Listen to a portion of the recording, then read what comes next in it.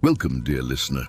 You've chosen to spend some quiet time with us tonight, to gently close your eyes and allow your mind to drift, not into dreams quite yet, but into the calm current of forgotten history.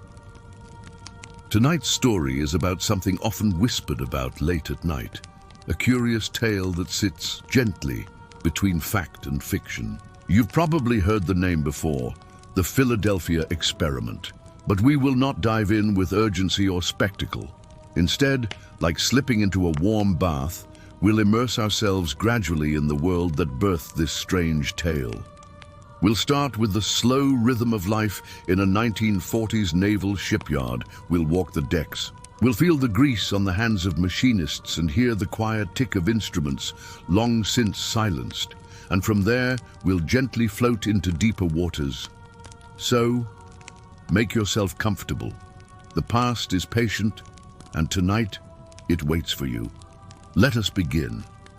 Imagine yourself in the early months of 1943. The air carries a subtle tang of salt, oil, and distant smoke. You're standing at the edge of the Philadelphia Naval Shipyard, a sprawling hub of iron, steam, and quiet human rhythm. The sky is a pale gray, soft with industrial haze. Cranes move slowly overhead like mechanical birds, their silhouettes barely shifting against the sky. Below, men in thick canvas uniforms bend over ship hulls, their breath rising in small clouds, merging with the steam that curls from the mouths of warm exhaust vents. There is no rush here, only a persistent hum of movement. You are not a commander, not a sailor even, but simply an observer. A curious soul drifting through a moment in time. You pass rows of supply trucks, the wooden crates stacked neatly, stamped with faded numbers. Somewhere, a radio hums faintly. Glenn Miller, perhaps, his trumpet sounds curling lazily in the breeze before being swallowed by the clatter of rivets. The workers here live within a rhythm all their own. Wake at dawn, coffee so strong it stains the tongue. A quiet bus ride under the cold morning sky, then hours of labor beneath the hull of a destroyer or within the bowels of a battleship, where the light is dim and the air carries the metallic scent of long-worn tools. Most of the men are young, though many bear expressions far older. War does that. They rarely talk of what they build or why. But you sense it, always, a low thrum of something larger, something unspoken. They are constructing more than ships. They are building the very edge of modern war. And still, for all the vast machinery and technical purpose, there are moments of stillness. A shared cigarette, a rusted thermos passed between tired hands, the slow scratch of a pencil as a ship inspector fills out his form, carefully, methodically, as if the fate of the entire fleet rested in each checked box. You pass a dry dock, where a large vessel sits nestled like a sleeping beast. That's the USS Eldridge, new, clean, still smelling of primer and fresh-cut steel. Few know much about her yet, just another ship, some say. But there are whispers, quiet ones, of unusual activity, extra technicians, strange schedules, cables thicker than usual being looped below decks. But here in the yard, rumors are part of the air. They're nothing new. Like stories told around old oil drums when the sun slips down, lunch arrives with the soft clang of bells. Men gather in small groups, their tin containers filled with meatloaf, potatoes, bits of chocolate from home. They eat slowly, mostly in silence, the murmur of conversation blending into the steady hum of tools in the distance. And then, afternoon. The sky has deepened into a soft, smoky blue. Lights flicker on in the control sheds, casting amber glows on grey walls. More work, always more. Some men solder wires no one talks about. Others unload mysterious crates, marked with only the stenciled words, restricted. You might ask, but no one would answer, not because they are afraid, but because they've learned not to wonder too much. You find yourself near the ship again, the Eldridge, and now, as twilight settles in, a faint vibration stirs in the air. It could be a generator or maybe nothing at all, but it lingers. A soft, low thrum, like the sound of wind beneath the ocean. Night falls. One by one the lamps dim, the cranes grow still. The shipyard sleeps, though never completely. There are always watchmen, always the slow blinking of warning lights on the harbor's edge, like tired eyes that never close. The Eldridge waits, as do we. And somewhere beyond the ordinary rhythm of wrenches and rivets, something begins to shift. Let us move now, ever so gently, from the daily rhythm of life at the Philadelphia Naval Shipyard to the heart of the tale that gives this story its name. The Philadelphia Experiment, a phrase that whispers like mist through military legend. But where did it begin? What shaped this strange, persistent story that would ripple through history with such quiet insistence? At the center of it all stands a man named Carl Meredith Allen, or as he sometimes signed his letters, Carlos Allende. A curious figure, not a military officer, not a scientist, but a drifter of sorts, a wanderer between ships and identities, between facts and something else. Carl Allen was born in 1925 in Pennsylvania. By most accounts, his early life was unremarkable. He served in the U.S. Merchant Marine, traveling across oceans during the Second World War. And it was sometime during or after this service that he began to write letters. Not just any letters, but long, rambling, and often cryptic ones, filled with references to experiments, to invisibility, to distortion of time and space. These letters were sent to an author named Morris K. Jessup, a man who had published a book about unidentified flying objects. A quiet man, interested in astronomy and the limits of what we know, and into his world came Carl Allen, a voice from the shadows. Allen claimed that in October of 1943, at the Philadelphia Naval Shipyard, a U.S. Navy destroyer escort, later identified as the USS Eldridge, had been the subject of a classified experiment. According to Allen's letters, the ship had been fitted with powerful electromagnetic equipment in an attempt to render it invisible. Not just to radar, but completely, physically invisible. He described strange coils, vibrations in the air. He wrote that he had seen the ship vanish, surrounded by a greenish fog, that it had disappeared from Philadelphia and, somehow, appeared almost instantly in Norfolk, Virginia, over 200 miles away. And then returned.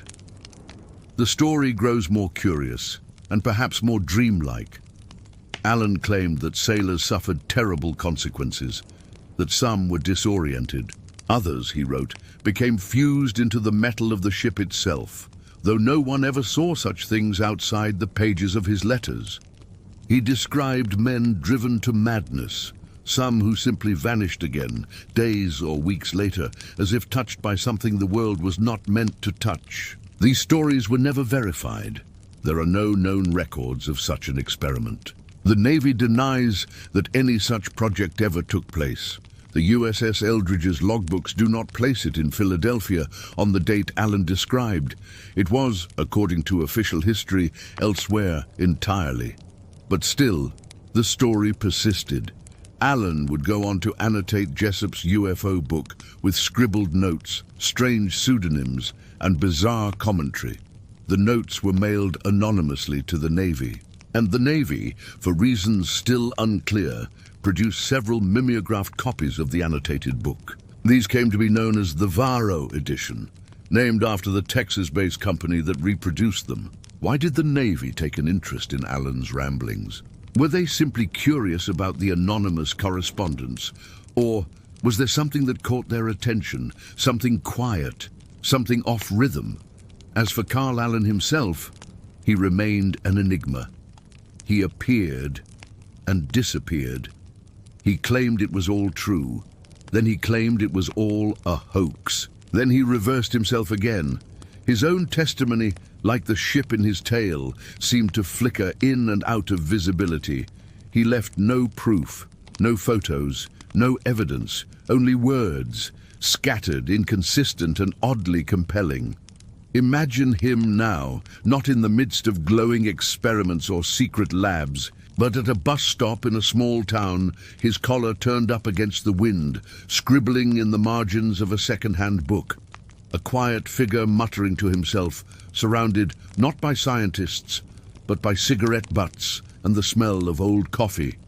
And yet, the story endured. Others picked it up, writers, researchers, dreamers. It echoed through documentaries, science fiction, and conspiracy theory circles for decades.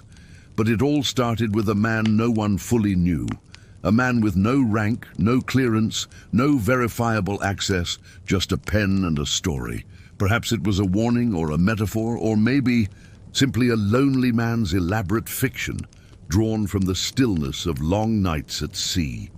Still, even now, if you walk quietly through certain parts of naval archives or dig gently into the corners of post-war correspondence, you'll find traces of Carl Allen, his loops and underlines, his odd grammar, his uncertainty, and always the suggestion that something may have happened or may not have.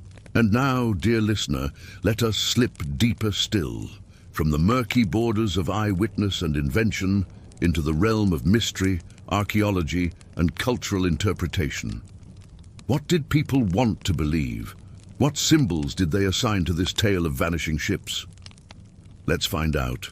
So now, as your breath slows and your thoughts begin to drift gently with the current of the story, we enter a different kind of space. Not the shipyards, not the pages of a sailor's strange letters, but the space between fact and folklore, between science and story, between what happened and what we want to believe happened. The Philadelphia experiment, true or not, has become more than a single event. It is a modern myth, a tale woven into the cultural fabric of America's post-war imagination, much like the Bermuda Triangle or tales of alien encounters. And like all good myths, it serves a purpose. It reflects deeper currents. It begins with a question, a whisper in the back of the mind. What if there were secrets so powerful, so strange, that they could not be spoken aloud? And what if one of those secrets slipped through? To explore how the Philadelphia experiment settled into the collective consciousness, we must look not to evidence, but to interpretations, not to documents, but to dreams. The alleged events of 1943 came at a time when the world was changing in ways almost too vast to comprehend. The United States, locked in a global conflict, was experimenting with technologies on a scale never before imagined. Radar, sonar, rockets, and, in the deserts of New Mexico, something far more devastating, the atomic bomb. Against that backdrop, a story about a ship being made invisible doesn't sound quite so absurd. Invisibility, teleportation, even time travel, these were no longer just science fiction. They were echoes of real advancements, distorted by distance and fear. Many have suggested that the Philadelphia experiment was a kind of cultural reaction to this new, shadowy world. The Cold War was dawning. Secrecy became policy. Black projects, hidden bases, code names. People began to suspect that governments weren't telling the full truth. And stories like this, where something incredible might have happened just beyond the edge of the known, began to flourish. The ship in this telling becomes a symbol, not of science gone wrong, but of knowledge withheld. A floating vessel swallowed by silence. Even scientists, quietly and cautiously, have tried to explain how such an experiment could be imagined. One popular notion, whispered among amateur theorists and late-night radio hosts, involves something called the unified field theory, an idea explored but never fully realized by Albert Einstein.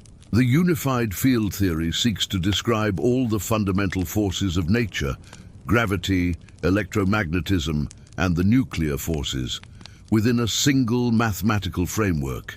It's a theory of everything, elegant, elusive. Some speculate that if the military had found a way to manipulate electromagnetic fields in a precise, controlled fashion, they might have created a kind of cloaking effect. or at the very least strange side effects, optical distortion, electromagnetic interference, perhaps in the most imaginative versions, a ripple in space-time itself. In this version of the tale, the experiment is not a ghost story, but a physics story. A story of unintended consequences, a leap into the unknown, but even here we must be careful. There is no hard evidence that any such field theory was used in a naval experiment. Einstein himself had long since moved on from active military research, and the USS Eldridge, according to official logs, was engaged in more routine duties. Still, the idea lingers, unprovable, unfalsifiable, comforting in a strange way. Because even if it isn't true, it could be. Over the decades, the Philadelphia experiment has left its mark, not in the annals of science, but in the corridors of popular culture. In 1984, a film was released, titled simply The Philadelphia Experiment. It took creative liberties, of course, transforming the quiet unease of the story into something more dramatic.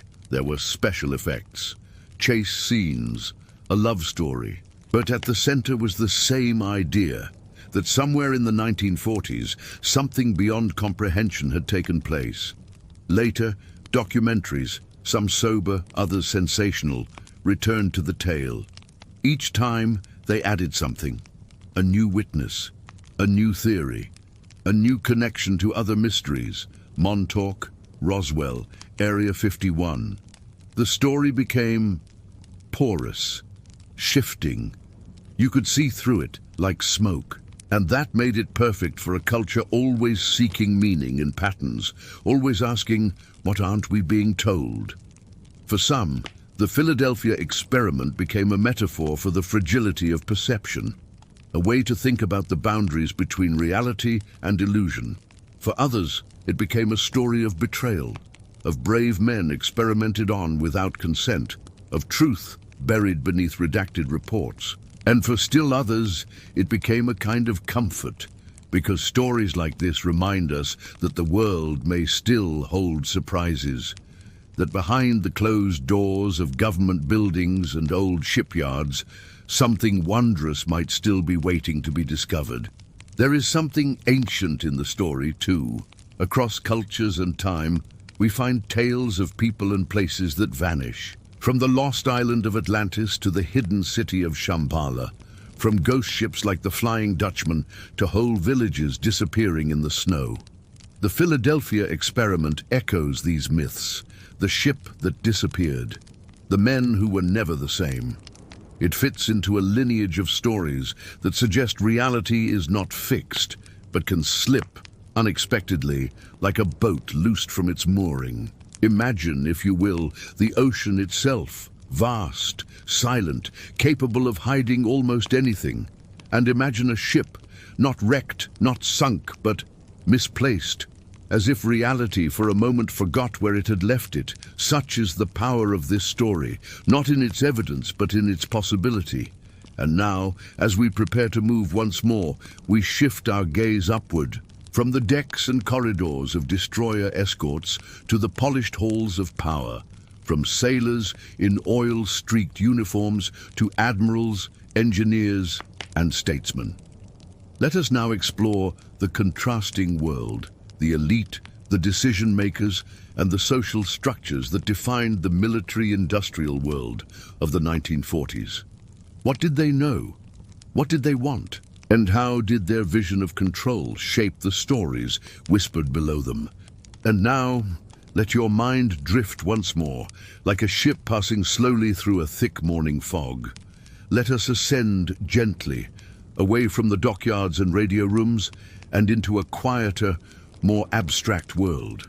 A world of decisions made behind closed doors, of briefings and classified files, of power, measured not by the strength of a single man, but by the silence that surrounds him. In this final chapter of our journey tonight, we look not at the sailors who might have stood on the decks of the Eldridge, but at the institutions that built her, the hierarchies that governed her, the minds that conceived the possibility of the impossible. We turn now to the halls of Naval Command, the offices of military engineers, and the architects of the world that emerged during and after the Second World War. It is here that we find the other side of the Philadelphia experiment, the world of control. To understand the Philadelphia experiment not as an event, but as a symbol, we must consider the moment in which it supposedly occurred. The year is 1943. The war is raging on every front. The Atlantic is a battlefield of stealth and survival. German U-boats glide beneath the waves, invisible and deadly. Convoys of American supply ships traverse those same waters, hoping to avoid detection. Every shipment of cargo, every troop transport is a matter of life and death. In this atmosphere, secrecy is not simply policy, it is survival. The United States military, especially its Navy, had developed a deeply compartmentalized culture. Information was shared only on a need-to-know basis. Even within the same ship, one officer might know nothing of what another was overseeing. Laboratories and think tanks had layers of clearance. Technicians worked on machines whose full function they never fully understood. This is not unique to the Navy, of course. The Manhattan Project, which produced the first atomic bomb, involved more than 130,000 people. Yet most of them had no idea what they were really building. So, if something strange did happen in Philadelphia, it would have been easy, almost expected, for no one to know the full story. A sailor might see strange equipment being installed. An officer might notice changes to the ship's schedule. And beyond that, only rumors. This is the soil from which conspiracy grows, a culture of silence, a pattern of half-truths, a deep and humming machinery built to keep secrets. In this era, a new class of influence was emerging, not the generals alone, not the elected officials, but a coalition of scientists, defense contractors, and bureaucrats whose power came not from public recognition, but from proximity to the machinery of war. They were the architects of what President Eisenhower, years later, would call the military-industrial complex. These individuals worked in laboratories tucked into remote hillsides. They filed reports under code names. They built weapons and defenses for a world they feared was becoming too complex, too unstable, too fast. Some were idealists, scientists hoping their work might one day usher in peace. Others were pragmatists, engineers paid to solve technical problems and meet military goals. And some were visionaries, or perhaps eccentrics. It was in this world that fringe ideas could sometimes gain a moment of attention. Not because they were likely to succeed, but because if they did, they might change everything. Invisibility, cloaking, electromagnetic warfare. These were not science fiction. They were research proposals, blueprints, budget items. And in this web of influence and ambition, a project like the Philadelphia experiment could, if only for a moment, exist, even if just as an idea, even if only whispered. Meanwhile, far below the planners and the theorists, the everyday rhythm of enlisted life continued. Picture the stark difference. Above, meetings, memos, discussions of theoretical field effects and electromagnetic harmonics. Below, chipped paint, damp uniforms, meals eaten quickly under fluorescent lights, the smell of salt and machine oil, the clank of metal boots on metal stairs, the distant hum of something odd. It's here that the human element enters the story most vividly. Imagine being a young sailor on a ship like the Eldridge. You've been told little. You've been reassigned suddenly. You've seen strange men in civilian clothes inspecting coils of cable you've never seen before. You've heard warnings to stay clear of certain areas of the ship. And then one day, something happens.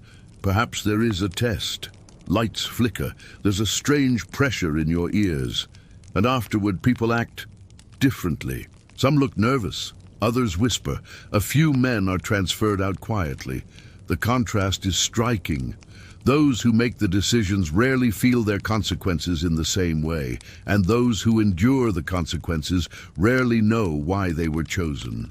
This is the rhythm of hierarchy, of chain of command, of wartime necessity. The Philadelphia experiment also opens a soft but persistent ethical question. What do we owe to those we ask to serve in silence? If such an experiment took place, if even something unexpected happened, were the men involved given the choice? Were they told enough to understand the risks? And if not, what was the justification? History is filled with examples of military testing on unaware participants. From radiation exposure to psychological studies, secrecy has often overridden consent. But here, in the stillness of our story, we raise not judgment, but quiet reflection. How do we balance innovation with humanity? How far should a nation go in pursuit of superiority?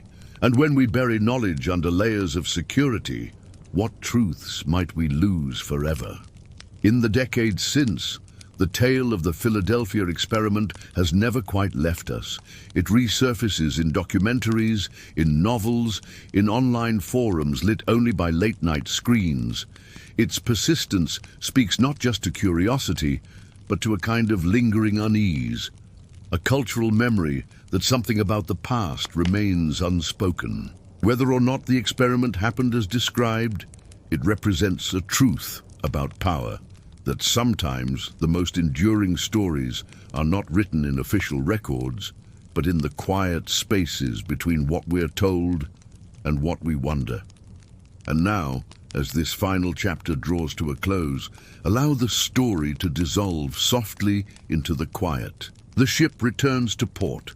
The men disembark, the documents are filed away, and the waves wash over everything.